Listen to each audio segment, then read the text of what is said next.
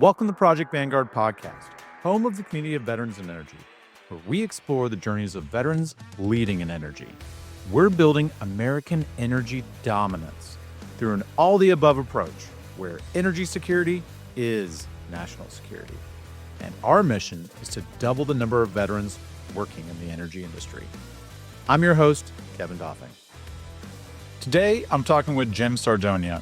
Jim's an Air Force veteran and meteorologist who spent years as a launch weather officer at Cape Canaveral, supporting space shuttle launches for NASA. Now, he's the VP of Technical Support at Exus Renewables North America. And drumroll, he just won the first ever PowerVets Leadership Award from the American Clean Power Association. I don't know how it took winning this award for Jim and I to finally connect, but I'm really glad we did. We talk about what it takes to make a project pencil, how banks stress test the weather itself, and why demand is outrunning everyone's forecasts. Who actually owns these assets and how to turn wind data into a number a bank will lend against. If you're a veteran wondering whether there's room for you in this industry, Jim's answer is this whole episode. Let's get into it. Jim, thank you so much for joining us today. Oh, absolutely. I appreciate the invitation, and it's great to speak with you. Yeah, the first time we spoke, I was actually in Iowa as we were kicking off that chapter last month or so, and I was real excited to talk to you because you recently won an award through the American Clean Power Association. Can you talk a little bit about what that was? What did you do with the big cash prize? Yeah, I'm still waiting for that, but no. Yeah. The award is the inaugural ACP, it's American Clean Power Association's PowerVets Leadership Award. And based on the write-up, they wanted to identify and recognize veterans and their contributions to the renewable energy industry. I was nominated by my company, Exus Renewables North America, which was a huge honor. We have, almost a dozen veterans in our company itself, and just be nominated by my company was a huge honor. And then we got notification it was a top 5 finalist at Clean Power in Houston. Was in the crowd there when they announced, and very honored and privileged to be standing and sitting next to my fellow veterans and accepted on everybody's behalf. To me, I told my folks here, this is a team award from my perspective for all the veterans here. We have veterans in the field operating our sites. They're out there 2 and 3 in the morning getting these turbines restarted in the middle of the winter with feet of snow on the ground and 20 below. So they're the ones that motivate me, to work harder in the back office here and make their job easier and better and work the best I can for Exus here. Yeah, and I've been out to the Exus offices. I love how there's that ground mount wind turbine that's in there. Yeah, the vertical. Yeah. I've had some friends that have talked to me about that, but you got to get a lot more height on top of buildings or whatever, get out of the friction at the base. Yeah, and out of the shadow of the big building. And you've designed a lot of projects, so you know exactly probably the numbers behind the increase in efficiency as you get higher. Yeah. Oh, absolutely. That's a huge part of our core business. And being on the technical side, we look at those conditions, the climatic conditions at each site, at each wind farm. These turbines are getting massive. They're going up to 125 meter hub heights, 350 to 400 feet just at the hub height. That's at the nacelle level. And then the blades are another 80 meters above that. So we're really stretching into the lower levels of the atmosphere. We're really extending high into that. And wind shear is a big part of that element where as you go higher, winds you typically increase. In some cases, they actually decrease. And unique, like mountain passes in California or out west, you get some very unique wind flow dynamics, which we have to study. That's our job on the technical side, is to study all these sites, make sure the conditions are suitable for good production, but also not to beat up these turbines. They're designed to last 20 years, but if you have conditions that are really rough, turbulent, high wind shear, they could beat these turbines to death in 2 or 3 years. So we're looking at a balance between good production, positive revenue, projects that make money and produce well and can last for a lifetime. That's what I always like when I talk to companies, asset management companies like Exus, is it's not a hearts and minds thing. It's a dollars and cents. Yes. Right? Yes. people will be like, hey, you say all the above. What about a coal plant? I'm like, do it. If it pencils, like, do it. But good luck without some massive subsidies to make it pencil. And that has nothing to do with greenwashing or whatever. That's just market economics, commodity pricing, just the market, like free markets. So take a step back. What would you say you do at Exus, and tell everybody about Exus as a company as y'all are hiring more vets and things like that? I love what y'all do. Yeah, absolutely. Exus Renewables North America is a owner, operator, developer, and builder of utility scale renewables, wind, solar, and battery storage. We're basically A to Z. We greenfield prospect. We're prospecting actively right now for new projects across the country. We're looking at potential acquisitions of projects maybe further along in development or even operating assets. So we look at everything that is, could bring value to the company to increase our pipeline, our portfolio. As I mentioned, we're a developer and a builder too. We have an EPC group, and that's the group I'm assigned to. I'm the VP of technical support in our EPC group, and EPC stands for engineering, procurement, and construction. My role is more in the E and the P part of that, the engineering and procurement. And then we have another silo with another vice president who's head of construction.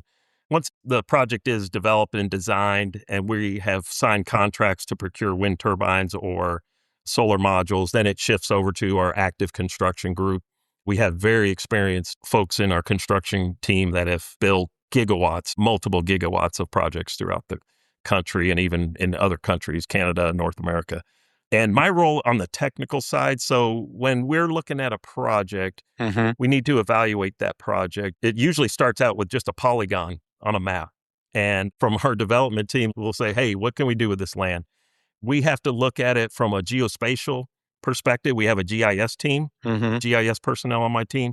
We're going to look at it as far as wetlands, railroad track, transmission lines, roads, houses. Once you get a polygon of an area, it turns into what's called a buildable area, which is a much reduced amount of area inside that original polygon. And it looks like Swiss cheese, but really with a lot of holes in it, I tell you. So there's a lot of constraints to build, especially wind, because they're big devices and you can't put wind turbines right next to each other because of wake effects, and you don't want them too close to structures people are living. They do produce shadow flicker. Exactly, shadow flicker noise.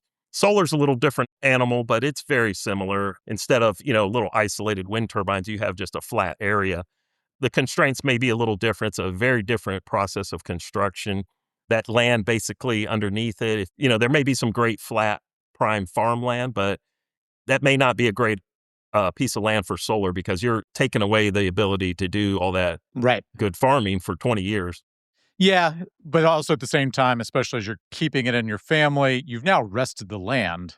Yeah. You're going to see some of the most productive land when that comes back into production. Or, you do multiple things and you start grazing underneath. Exactly. I love Silicon Valley or Silicon Ranch. They're now figuring out with IoT devices how to run cattle underneath. I mean, sheep you can do in certain places, but there's certain places sheep just aren't as versatile everywhere and with every kind of grass. I mean, I've had people explain it to me. I'm not a sheep guy, but I'm pro sheep. But, I'm from Texas, so like big cattle country. And I mean, now that they're starting to figure that out, you don't have to have it way above the cow. You just have to be able to flip it up and flip it flat. And now the cows have somewhere shady to go. There's just a lot of like knock-on benefits. Yeah, absolutely. There's a whole branch called agrivoltaics, which deals with that. What can you do? How can we take advantage of what we have underneath these tracking tables and modules? So it's an emerging branch in PV and solar, but it's, I think, quickly gaining ground. So we'll see that. Well, I mean, just from a landowner perspective, like how can I get, more value and revenue out of the same commodity and parcel, right? Like what is my revenue per acre, right? Absolutely. Whether that's, because the industry did this, right? Like you've been in long enough, so you've seen probably where the contracts with landowners went from, hey, we'll pay you based on how many towers are there. But then as the towers got bigger and there were fewer, it shifted over to, well, how much power are you producing? And I want to cut the revenue. Absolutely. Right? Yeah. Not just a square footage lease. Yeah, absolutely. And it's, shifting, like you said, as these turbines get larger in the generator size, the megawatt size, and the rotor diameter of the blades, like you said, there's much fewer turbines that may produce the same amount in a given Hmm. area. Here in Pennsylvania, obviously, we look at old abandoned strip mines. It's a lot of land where you can't really do anything on it. If you've driven out on some of the Yeah. hilltops and plateaus out here, once they go through and strip that out, there's not a lot of growth potential. And we're looking at that actively. There's still good portions of land that can be utilized for solar, wind, where there's wind, and battery storage, especially. That's another area we're looking at. We're looking at data centers at Exus as well. As long as you have transmission, maybe some water sources in the area, it's a Oh great. yeah, power, water, land. Like that's all you need. Exactly. But the power and the water are the hard parts. Yes, exactly. Especially, transmission, making sure these data centers have huge loads demanding huge amounts, and just bringing the power in to run these is a challenge in itself. Water, like you Hmm. said, for cooling, there's new technology coming that doesn't necessarily use as much water, but, that's years down the line. But we're seeing, utility scale batteries really picking up in capability as, in the last few years. And then we expect it to continue next short term, 5-10 years or so. So, a long time ago when I was working with y'all, one of the things I found really interesting, because I just think that like the profitability of the projects is really the accelerant on the industry. If you're not making money, then like it was a nice try. Right. But where they do make money, go make more money. And that's the fastest way to scale anything, right? Yeah. The whole EV subsidy tax credit thing. Okay. But as soon as gas prices spike, sales spike, right? Because it's an economic driver and that's what people are going to make their decisions off of. And I love how y'all are thinking about as an asset manager, hey, how do we like run this efficiently? Where does preventive maintenance versus reactive maintenance make sense in the long-term value creation of this asset? But can you talk a little bit about like who are your clients? Like who actually owns the asset that you're managing? Because I always thought that was interesting because you'd hear about these blue chip companies, but I never thought about there are companies like Desiree, D. Shaw Renewables, that have gotten into actually owning and operating. But I think they're the only financier that does that. Yeah. Can you talk a little bit about like a BlackRock and the John Hancocks? Yeah, absolutely. And I forgot to mention that's really how Exus formed about 8 years ago.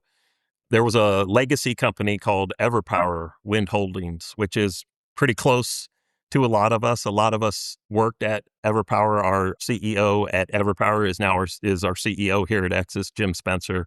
A lot of folks I work with day to day were former Everpower workers, but Everpower was sold off like many renewable companies, IPPs, they're held in maybe closed end funds that have a lifetime and they mature. And then, the holder of that closed end fund, they're required to sell that company off. And back in 2017, 18, Everpower was sold. Jim Spencer and Deval Baludia formed Exus Renewables North America, and it was started out as a third-party asset manager. And that activity, that is really how Exus has operated ever since from the beginning till for about 6 years, until a couple of years ago. But they were so successful in growing that client base. Some of the clients began asking, hey, do you have experience in building a wind farm for us or repowering a wind farm for us Mhm. or doing the maintenance? And they knew we had the technical. It's great when customers are like, can you do more scope? Exactly, exactly. It's like your dream client, of course. We had the technical experience and expertise that more people were brought in to Exus. I was given a call a few years ago and I said, when do you want me to start type of thing? It was really, just an honor to come back. When you can come back to a company where you worked with great people, their focus is moving things forward, building projects, expanding the company, hiring good people. That's the type of company you want to be in. But we have big clients. I'll say I can kind of say what industries or they're in. There's a lot of companies that own renewable assets, but they don't have the technical expertise to operate it and maintain it. And that's where we come in. There's infrastructure funds, pension funds. They're looking for de-risked, long-term, revenue-generating assets, which Exactly. that's what I've always struggled in Houston when people are like, well, this doesn't look as good as an offshore well return. I'm like, well, yeah, but what's the downside on an offshore well return? And they're like, zero. I'm like, well, You don't have that with you. This is a utility Yeah. capital play, not a oil and gas play. Like they're different Yeah. capital and risk appetites. Yeah, absolutely. And like you said earlier, we're not a nonprofit charity. Absolutely. Renewable companies are not nonprofits. They have to make revenue to survive. That's just the bottom line. And depending on your investor, depending on your client, they have very high hurdle rates for returns. They have very high requirements for returns to even approve of investing money for these projects. These projects are hundreds of millions of dollars, requires hundreds of millions of dollars in investment, and they want returns. It's their money. Yep. They expect solid, almost guaranteed returns. You can't guarantee the wind or the sun, but you can find the projects. We've been able to find the projects and find the right combination of components, EPC contractors, builders to make the projects pencil. The rates are only getting higher. The investors, the banks are only want higher returns and the money that they are borrowing or investing. And, there's a lot of companies out there, like I said, in the last 5 years, this, there's been a lot of cash out there in the last 5-6 years. It got frothy. Yeah. They're looking for areas to deploy that cash. Cash doesn't make that a lot, even for these super huge investors, but they want to find good investments. Some of them want a percentage of renewable projects in their portfolio to diversify, but we're working with clients that invest in all kinds of things. Hotels, other solar, small scale solar like rooftop and C&I, commercial and industrial. Yep. And all various sources. I'd say it's always good to diversify your investments, and that's what these big companies and investors are doing with renewables. Well, and that's one of the things I always talk to people is, an entire portfolio approach to our energy base so that we're not overly exposed to a single commodity in case there's something that pops off in the Middle East. Yeah. Which, depending on what day you're listening to this, we may or may not be at war, ceasefire, or throwing bombs at Iran or somewhere else, right? I was in Iraq. Yeah. But there's intermittency and different project operating risk with everything, right? There's the commodity risk of a global commodity. Yeah. But there's also weather variability and intermittency. And you have a meteorological background. Can you talk a little bit about how has the industry dealt with that, approached that, and how has that risk degraded or just improved over time?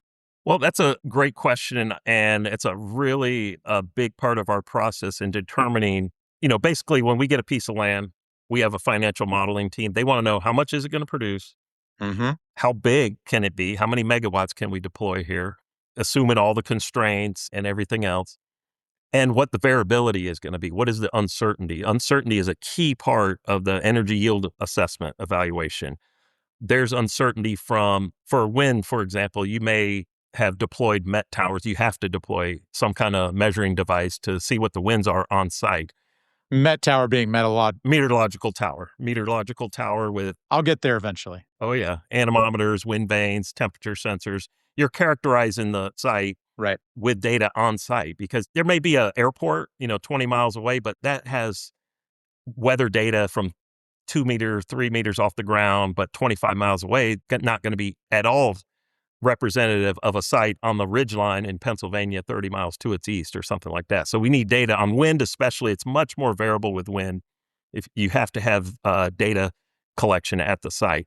However, there's uncertainty, the quality of the sensors you have, the height of the sensors. These turbines, like I mentioned before, we're getting up to 125 meter hub heights, the center of the rotor, but the blades extend even further. You really don't have met towers that tall. They're, 60 to 100 meter range just to get the bottom part of the rotor. And then we have to use calculations to extrapolate what we think the wind profile is. But the wind data itself, the sensors are not perfect. There's uncertainty there. You're only measuring a snapshot of time. These wind farms are going to be out for 20, 30 years. We're measuring a 2-3 year snapshot, and we're projecting that forward based on what we do is there's global weather models out there that actually can predict. They're called gridded global models. Mm-hmm. Any point on the earth, you can go back 30, 40 years, and you can get a time series of what that model predicted for conditions at, say, 100 meters. We use the data and we overlap our on-site data with the long-term previous data set from these models. And we try to project backwards about 20, 30 years what the overall average would have been. Now year to year, it's going to vary quite a bit. And it can vary more at some sites versus others. In the eastern, like in Pennsylvania, it doesn't vary as much year to year, maybe 5 to 7% year to year. But you have a long-term average. They call that the P50. That's your 50% probability. Right. California, out west in some of the mountainous regions, they can vary 15, 20% year to year. Huh. So you have to capture that variability, and you capture that in what's called, we calculate not just the P50, the 50% chance, the average, we calculate things called a P90, P99. And the P99 is you have a 99% chance of exceeding a certain value. So it's a value. Let's say your production, you expect it to be 200 gigawatt hours per year. Yeah. Your 99 percentile, your P99 is going to be the value where 99% of the years you're going to exceed that. But that's probably about 80% of the P50. So that's, what is that? 160 megawatt hours per year. And this is just so you can under promise and over deliver with the investors. Like, hey, we know we can hit this number. Exactly. And they want to stress test. The banks will stress test against the low number. They want to know if I have 1 year out of 20 that it's P99 level, we're going to be okay. Or in some cases, they're not okay. We can't even meet our debt coverage. That we borrow money. Oh, no. As a business owner, am I going to make payroll? That's what's always in the back of my head whenever I've, had payroll is all things considered, I want to make sure I'm taking care of my employees because it's hard to run a business when you don't pay your employees. Good luck. Yeah, exactly. And there's some years. Or service your debt. Right, exactly. There were some years too where 2015 timeframe out west, there was a huge drought and it's extended over several years. There was a big El Nino, big drought, big high pressure dome over the west coast, and the winds were almost nothing. And in the big areas like Tehachapi, which is the famous wind farm region in California, Altamont Pass in Northern California, these wind farms out there, they were 60, 65% of what they should have been. They were 60 to 65% of their average P50. It was devastating some of the, financially for some of those wind farms. If you get 2 or 3 years strung in a row like that, it could cause some, major headaches or, it could cause some companies to go out of business, honestly. They came back, that's the nature of averages. You're going to come back. Yeah. There's going to be some years that are well above average, but you string a few bad years together, and that's what the banks are testing. They want to know what that variability is. What's that range? Right. It's like being a farmer. You're going to have some bumper crop years, but Yep. To your point, there will be some droughts. And what are you going to do? Yep, exactly. And they have to be prepared for that. Obviously, they prefer a low uncertainty where your P99s and P90s are very close to the P50. So, but everybody loves a guarantee. That's right. Well, Jim, so take us back. How did you originally get into the military? What was your driving? You see a T-shirt, your dad did it. What was that motivation for you? Well, Sardonia family, there's a lot of history in the military. Mm-hmm. I had 2 great uncles in World War II, one on the Pacific Theater, one in Europe. My great uncle in the Pacific Theater drove Higgins boats. That's the 35-foot landing craft on a couple islands. My great uncle was on day 2 on Normandy, and he was there for 1 day. He took a bullet, and that was it. He was one of those that was a quick in Europe for a very short time. I'd hear stories. My dad was in the Air Force for over 20 years, and I was thinking about this actually, and I thought you would ask it. And the first memories that I ever had as a human, I was 3 to 4 years old. I remember my dad coming back from Vietnam and sorry. No, you're fine. But, when that's the first memory you have of this cool guy in uniform coming through the door, I was like, wow, that made a huge impression. And this was How old were you? I was like 3 to 4. It was 1970 to 1972. And he was, in Vietnam. He was in the Air Force, but he was a crew chief for the SR-71 Blackbird, the reconnaissance, big, greatest plane ever designed, still way ahead of its time, in my opinion. But he'd get deployed. The Air Force back then, and especially in those units, they'd have 90-day deployments, 120-day deployments.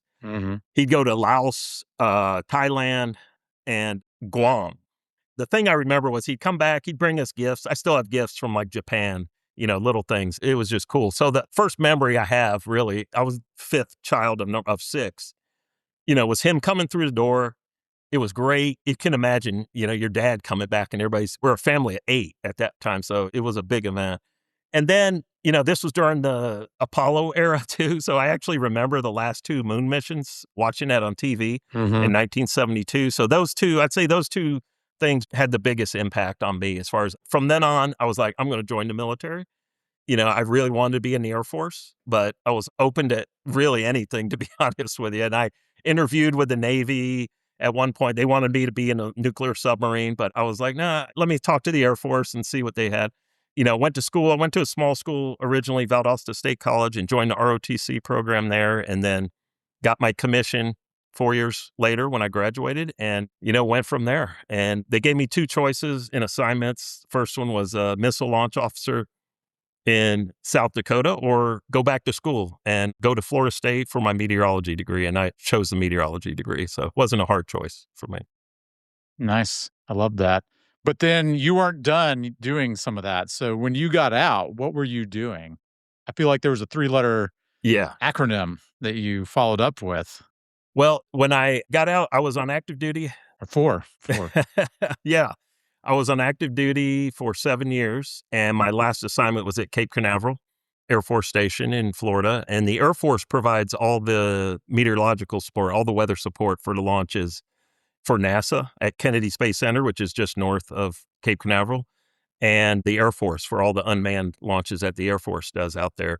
I was a launch weather officer. We supported, as an active duty Air Force launch weather officer, we were primarily supporting the Navy ballistic missile launches, off the test launches off the East Coast. There was a weather team that supported every launch. We supported every shuttle launch, Titan at the time, Delta, at Atlas, at those vehicles too. We supported those as deputy launch weather officers, whether we're manning the radar, that we had a weather reconnaissance aircraft that would fly through the clouds, and very specific criteria to launch a rocket there. And I did that for a couple of years, and then I had the opportunity. They wanted to expand the role. They had 3 civilian launch weather officers there, and they needed a 4th one, and just timing was key. And, I was working hard there, and timing. So it's 2 things that I tell everybody.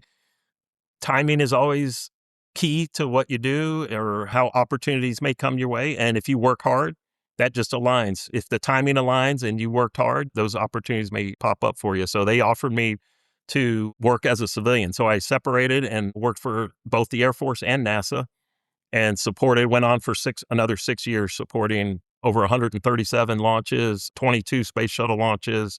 I was a meteorologist for the ferry flights when the space shuttle was on top of the 747 and flew across the country. That was a very weather sensitive flight. They could only fly up to about 12,000 feet. It was depressurized.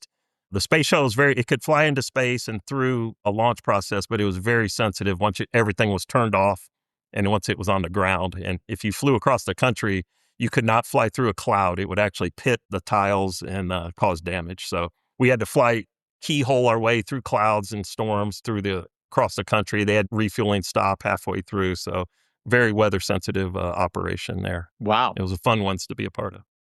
So you've been doing this for a while. I'm interested, what do you see that other people are not paying attention to, especially as you've seen cycles where nobody was paying attention to solar, or wind was coming up, then battery, 1 megawatt was considered grid scale. And now, we have gigawatt.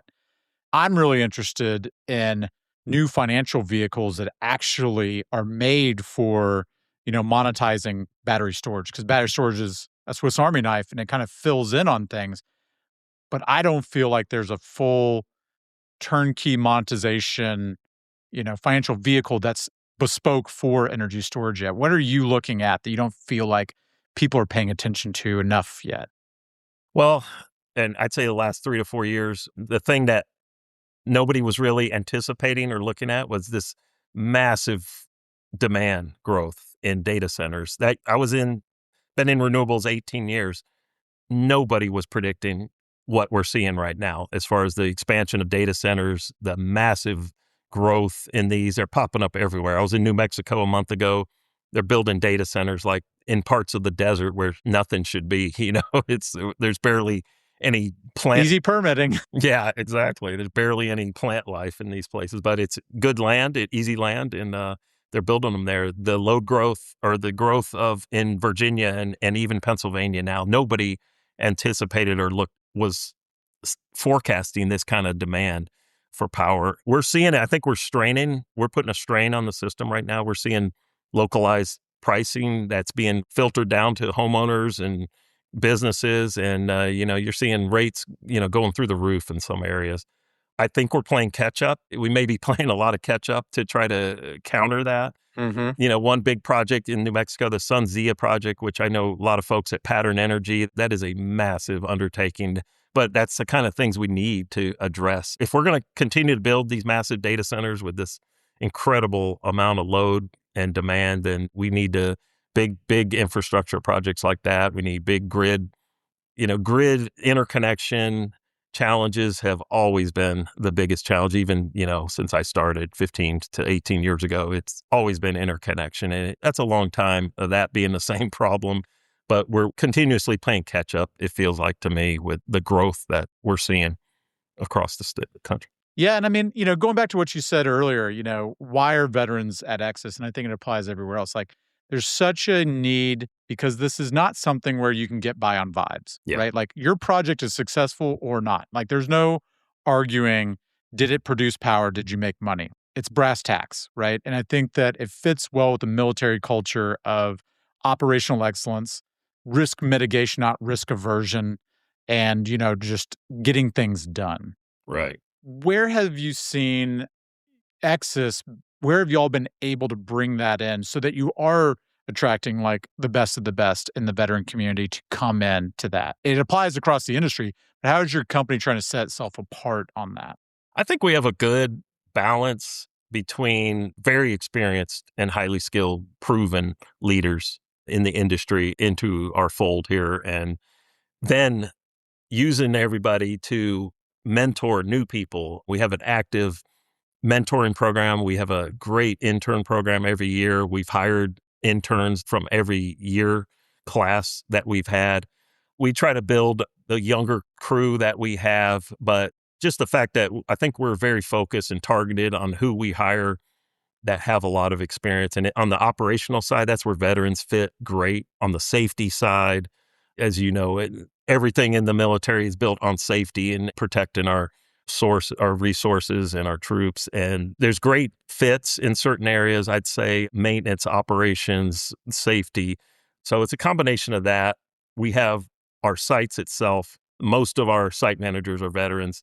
They bring that focus, they bring that discipline, that work ethic, leadership. They're ready to tackle and they own it. They own those projects. That's the great thing. It's not just a job to them. They own these projects and, they take it personal when, if these projects aren't operating as they should, or, even if they're operating great, they want it to operate better to move things on. So I think that's our strategy. Overall, we have great resources here locally in Pittsburgh. There's several great universities, Pitt, CMU, Carnegie Mellon, there's Duquesne University. So there's a great local source of technology and young talent. And also we collaborate with CMU, Pitt, other organizations throughout the industry to, further the science. That's one thing. Take the science further, build these projects. Let's, move things forward and build these projects that work great. Yeah. No, I think, as we bring in more folks from the military, what we end up finding, at least in my experience, maybe this is more based on who I am, there's a little bit more of a libertarian streak of pragmatism versus, a political alignment, really, but just getting things done. But I love to see diversity of thought inside the industry. Oh, yeah. One of the things I was impressed with is that you're involved with Turning Point USA. Can you talk a little bit about how you got involved with the organization? What does that look like for you? And just talk a little bit about that. Yeah, absolutely. And I've been involved with them for a little while now. I would say it's my personal values, how I align my personal values with that organization. I enjoy mentoring. I have 3 teenagers, as we discussed, getting ready for college. Yeah. The values and just kind of general ideals of what the country was founded on. Less government. That's one of the core values of Turning Point, or one of the core goals of educating our younger population and folks in college. I enjoy the aspect of talking to our younger generation. like you said, it's not political, but it's just we're interested in moving things forward in a positive way. When I was in the military, I felt like it was serve. I felt like, I was serving Yeah. my country. I feel like I'm doing the same now in renewable energy. And like you said, energy is security to serve the community as well. There's a lot of things I enjoy in that. And just trying to get the message across, the values that Turning Point is trying to pass on. I'm aligned with that. And, with kids going into college, I just want to see, multiple areas of thought, like you said, and it's not just one-sided. There should be the opportunity for other student-led organizations. I love that it's a student-led organization. One of the big things, there's a story right here in Pittsburgh, 2 miles away from where I'm sitting, a local college here in downtown voted unanimously to not allow a Turning Point chapter. It's a student-led, student government association. You could look it up, but Well, that's what Student Veterans of America is. I mean, like, it's a student-led organization on campus. and to me, being voted down unanimously based on ideals, these aren't ideals of what the country was founded on. Less government involvement, just what the ideas of freedom to me, being in a family with 3 generations in the military and from every war from World War II to Desert Storm. That's important to me, is to instill a sense of patriotism in my kids and others. If I can, I think that's important. You shouldn't hate this country. I love this country, and I'm going to proudly say that, and I'm not ashamed of it. I'm not ashamed to say I'm a member of Turning Point. Completely proud of that, really. And in the events, obviously, in the last year, even reinforced that, especially until recently. The chapters are being turned down, but I'll say that was the first step. That's the first battle, maybe, but the war's not over. And if you look at where that's happened at other colleges across the country, almost everyone eventually became eligible and created a chapter. And I'll just say to the local university where that happened here, the cavalry is coming, and don't get discouraged. To the students there's people working in the shadows and behind the scenes, and, we'll do everything we can to help out. It's just the first step. Disappointment and, failure at first just motivate you more to try to achieve what you're trying to achieve.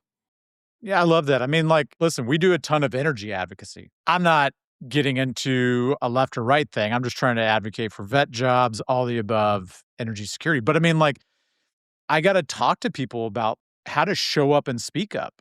And I mean, I'm not telling them don't do anything. I'm telling them, listen, you just need to connect your military service, whatever your service was, to your industry experience, right? Like, we're not the biggest advocacy group because we're targeting, 10% of the energy workforce that have military experience, right? So there are other groups that are bigger than us, but this is the group I belong to and the group I like being with. It's interesting in how it's hard to get, some people don't want to put their head up. I got a buddy who, one of our new chapters, is like, listen, I just don't want to get mixed up in it. I will do anything to help you get veterans more jobs.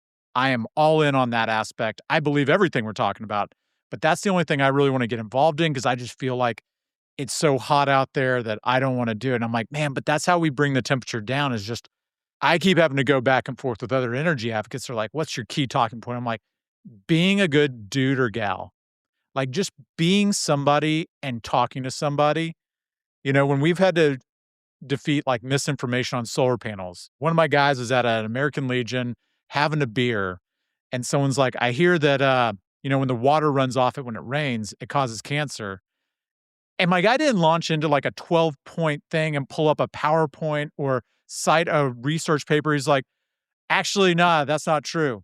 And that's all it took, because he was just somebody that he was having a beer with, that he trusted, that knew worked in the industry, and all the drama was gone. They went back to just having a beer. We just need to talk about what we do for a living. Like, I'm literally going to talk to a major wind company because they're like, our veteran employees don't feel comfortable talking about their jobs with their neighbors, right? As they're powering their neighborhood, as they're doing this amazing critical infrastructure, frontline worker, just turning gears. They could be just as easily working on a drilling room floor. Yeah. And they're not comfortable talking about their job. It's like the craziest thing to me. Yeah, I agree. It's like, I'm proud of what I do. Like you said, it's not a left or right thing. There's a lot of viewpoints in the renewable industry from what I've seen and the people I've talked to and, work with throughout the years.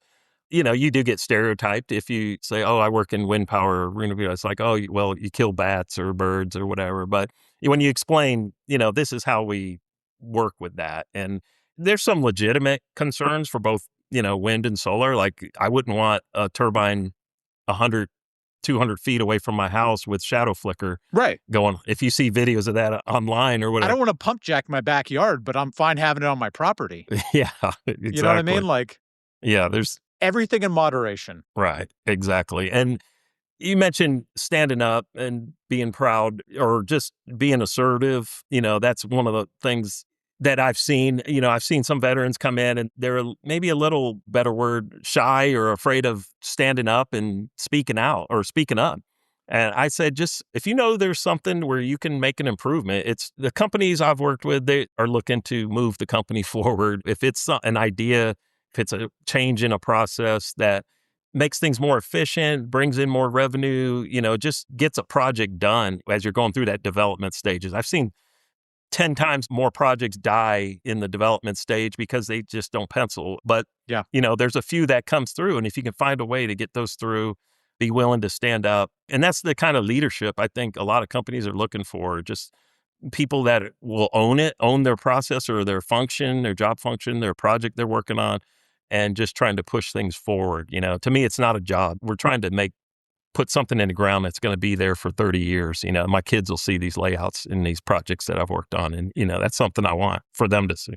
Yeah. No marginal fuel cost, energy independence. Like whenever I go in and talk, if I know that somebody's hostile against renewables for whatever reason, I just talk about it without saying the trigger words. I talk about like being on an early stage of a technology curve, cost declines, consumer preferences, capital returns, de-risk long-term. Like I can talk about renewables for 7 minutes without saying the words.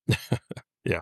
And usually by the time we get around to it, they're like, oh, okay, well, I just haven't thought about it that way. I'm like, well, then you've had some really bad salesmen come in here who are like pitching you the Hearts and Minds campaign without talking about the dollars and cents. Yeah, exactly. Well, Jim, as we wrap up, you've been doing this for a while. You've been in the industry. You've built, over 7 gigawatts of projects. What's your advice to veterans that are considering this industry?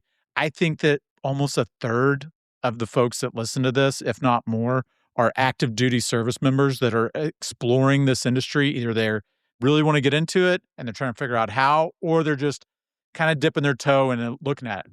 What advice would you have for those that are evaluating this industry to know if it's right for them? Well, the first thing I can say is that I've never been busier in my 18 years in the renewables. And the next few years, I think the outlook is outstanding. And not just renewable energy, any energy industry. Just the growth, the demand for power is just skyrocketing. So in the next 5, 6 years, we have so many projects there's more projects than people and money that we can build. So I don't see it getting to a point where there's going to be a slowdown at all. It's going to continue. The thing to me to look for is look for companies that are very diverse. Even if it's just renewables, look for a company that's diverse. We're doing wind power, we're doing solar, we're doing battery. We're repowering sites, repowering wind and maybe even solar.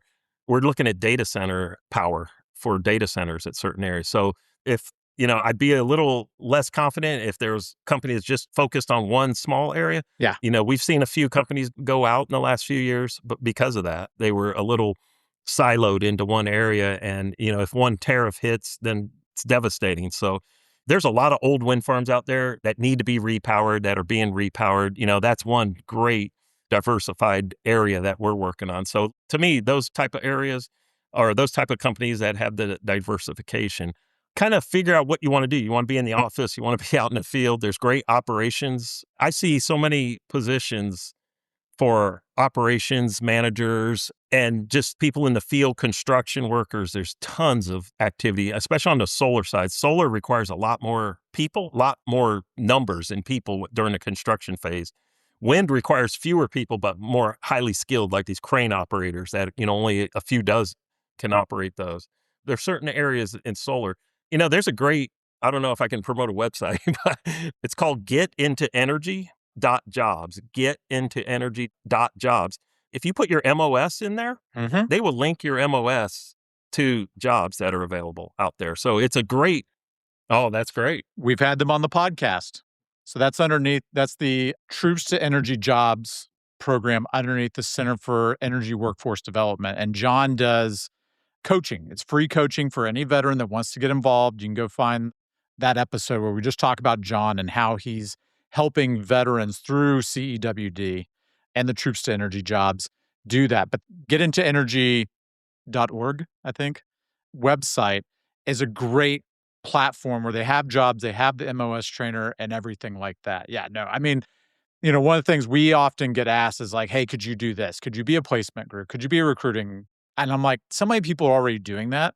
Let's not do what others are doing. Let's do what needs to be done.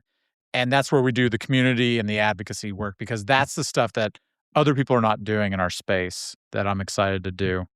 And just, I saw one of your other interviews before. Get on LinkedIn. There are so many sources. Get a LinkedIn profile if you don't have one. Get a veteran that has transitioned to review a resume. I'll be happy to send it to me. You can find me on LinkedIn.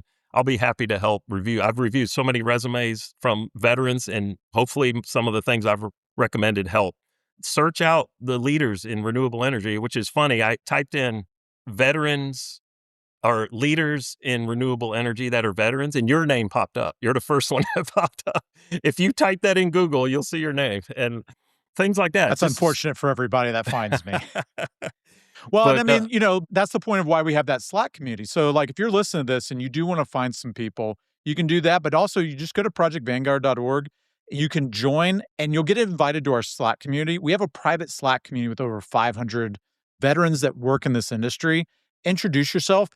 I guarantee you, we were just talking about with Andy Davis on a podcast episode that came out last week. Within a week, he had 5 meetings and 3 coffees, with veterans in the industry. And it happened like that. Like it's a qualification or a vetting process that you're on this platform. Oh, okay, you're a good person and you've already self-selected. You're not going to waste my time and I'm interested and can help you. So, I mean, it just expedites on a peer-to-peer, decentralized, expedited way, because I love having these calls. I'm going to get murdered by our staff if I keep taking more calls with vets that want to get in and I talk about the same stuff. But all that to say, Jim, so great to have you on here. The time flies by. That's always a good sign. Thanks so much for taking the time today with us. Absolutely. It was a pleasure talking to you and a pleasure to be able to contribute. Awesome, Jim. We'll be in touch soon. Thank you. Thanks for tuning into the Project Vanguard podcast. If this episode sparked something for you, share it with someone who's ready to think differently, whether it's about an all-the-above energy approach, how energy security is national security, or the veteran workforce in our industry. If you believe what we're building, a quick review goes a long way. You can do that wherever you get your podcasts. Until next time, keep up the fire.